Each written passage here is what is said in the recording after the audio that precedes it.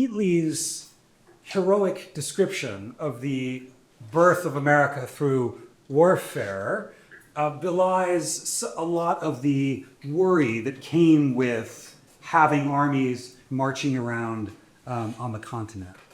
And despite all of the praise that was widely shared of Washington and his abilities, there were many who were worried that his success on the battlefield would bring despotism and tyranny, potentially to the country.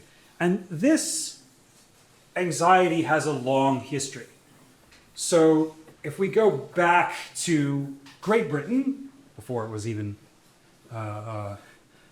really beginning its colonial interests in the Americas, from about the time of the beginning of the Stuart dynasty in 1603 onward through the restoration of the monarchy, the 17th century is a really fraught time for military relations in Great Britain.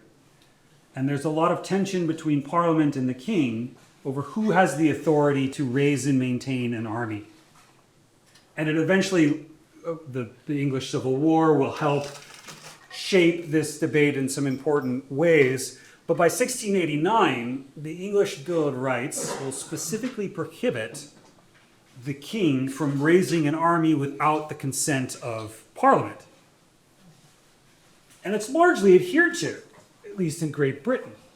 But it has a huge, important ramifications for the colonies, because after the 7 Years' War, which ends in 1763, Britain kept a standing army in the colonies.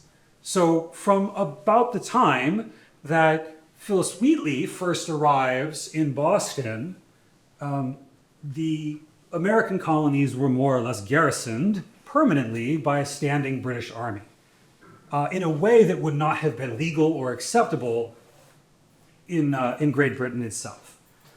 This leads to any number of tensions, perhaps the most famous resulting in the Boston Massacre in 1770, just a few blocks over from where Wheatley was living. Among the grievances in the Declaration of Independence, we'll find too the presence of a standing army garrisoned in and among the American colonies. And this becomes the dominant concern as the war comes to a close. The worry about what will you do with large bodies of troops. And it came to a head just north of here in 1783.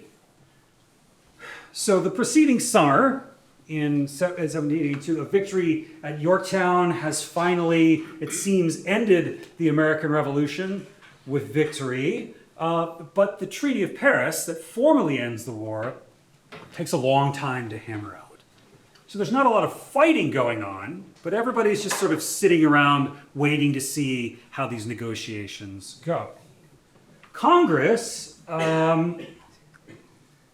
has not been doing a grand job of keeping its army paid properly. And the officers in particular have not seen any money for about 9 months into the spring of 1783, when an anonymous officer in Washington's Continental Army circulates a letter suggesting that the army should take matters into its own hands until it gets paid. And if peace is achieved, then the army ought to consider keeping its weapons and marching on Congress and demanding its back pay. And if peace is not declared, if the war continues, then this officer suggests the army ought to simply walk away from the fighting and leave the war to the British forces.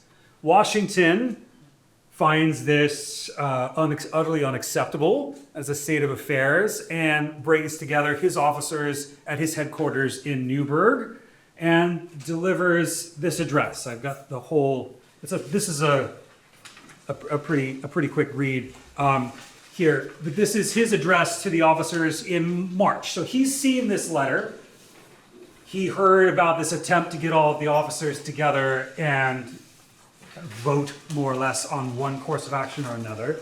And this is his response.